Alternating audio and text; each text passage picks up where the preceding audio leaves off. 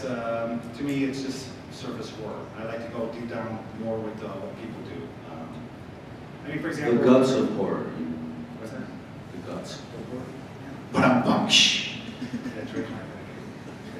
So something like Dead World, the Slaughterhouse, which was the last one came out. It's all about scientists running experiments on people, injecting with AIDS,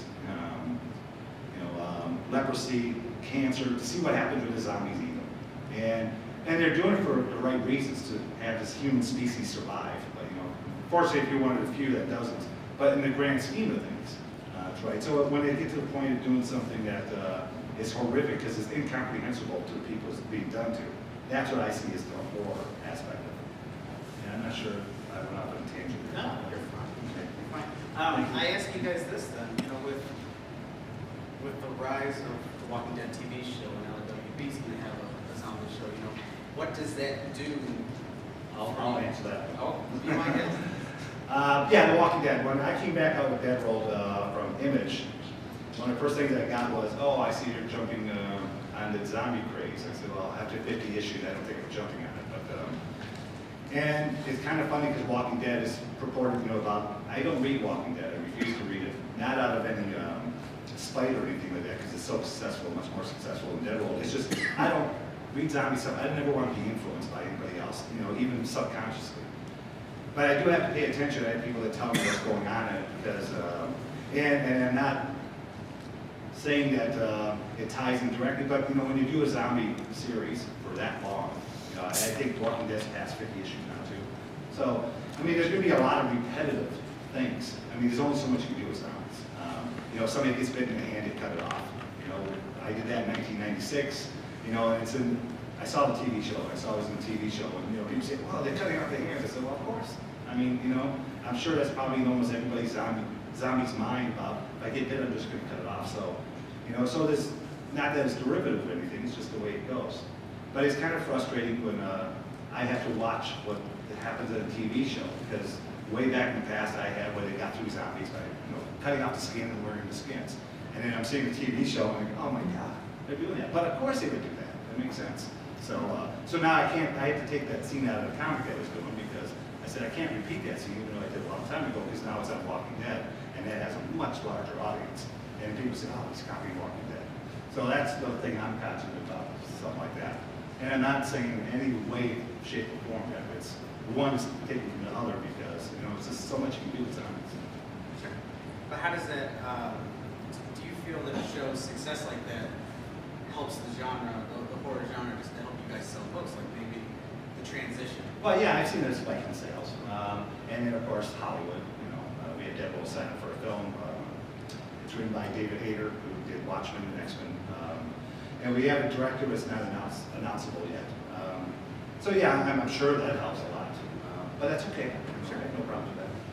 Well, let me ask Cullen and Dirk, because you guys haven't been around as long as Gary and Rand. They're younger. Yeah. What made you guys want to really start writing more? I think it's not a matter of wanting to write horror. I just like telling stories. And it just happens to be that a lot of the stories I tell are, kind of lean towards the, horror and dark fantasy and fantasy. I think those kinds of stories, they apply, again, it goes into what you can do outside of any genre. Because I'm working on some books right now that, are superhero comics that are coming out.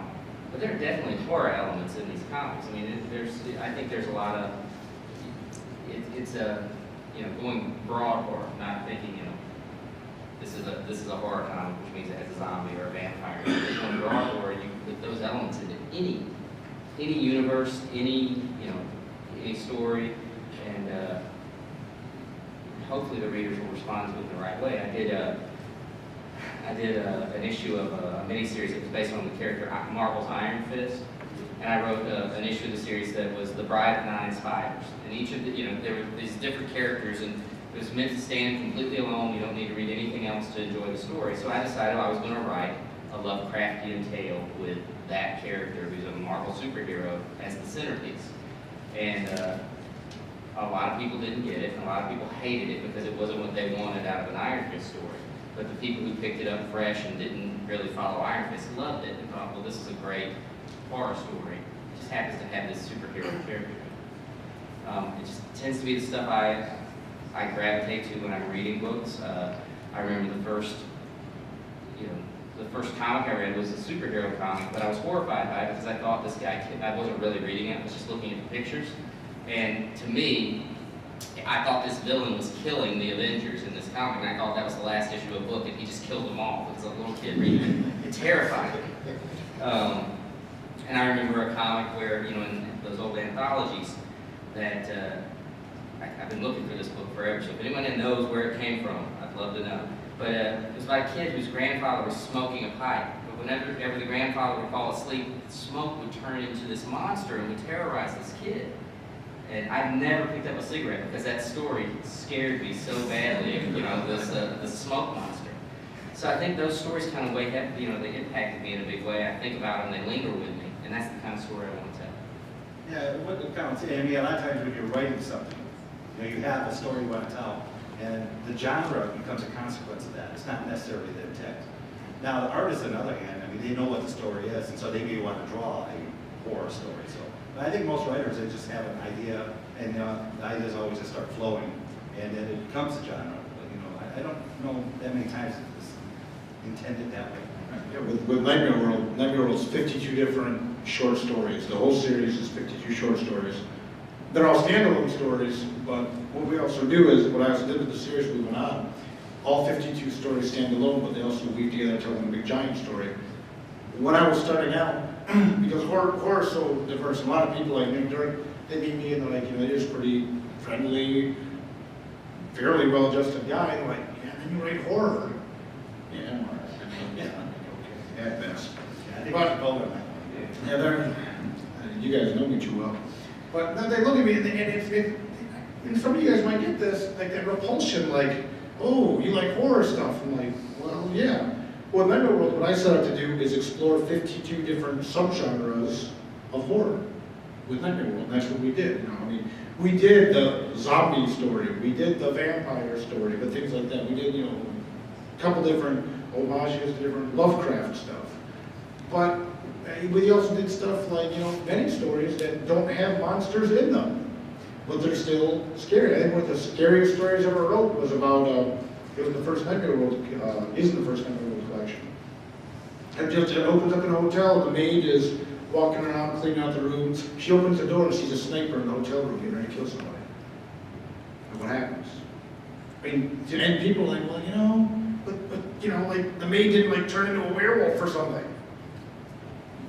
That's right. Like, but I thought you're a horror writer. You're telling me that's not scary? The suspense and things like that, that's what you do. You can do slice of life horror. I joke a lot of people that half the stories in Nightmare World are autobiographical, but I put monsters in to make them more believable. It makes more sense that way, so. But yeah, certainly, horror is great because it's this huge umbrella. And the biggest compliment that I personally get with people that read Nightmare World is, I get people to say, and this is what you were saying, I don't normally like horror, but I really like Nightmare World. I'm like, well, then you do like horror. You may not like, Gary coined the term, the surface horror, torture porn. Torture porn is not horror.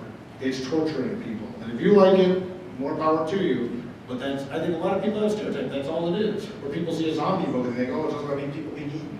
No, there's stories you can tell. There's, suspense stories, action stories, love stories, and all that stuff can easily fall under the blanket of horror. And for me personally, that's what I want to explore with Nightmare World. And for me, in a way, why I got into this, writing and creating Nightmare World was almost a dissertation to everyone about why I like horror. Here's 52 different subgenres. Every story is different. Look at all the stuff you can do. You can do the Western story. You can just, do a story about a woman that had a one-night stand and got pregnant and is convinced that it was with the devil. Maybe she's crazy. Maybe she's not. She doesn't want to have the kid. Maybe she's trying to tell herself. There's all these avenues you can explore with it, which just makes horror, as we all know,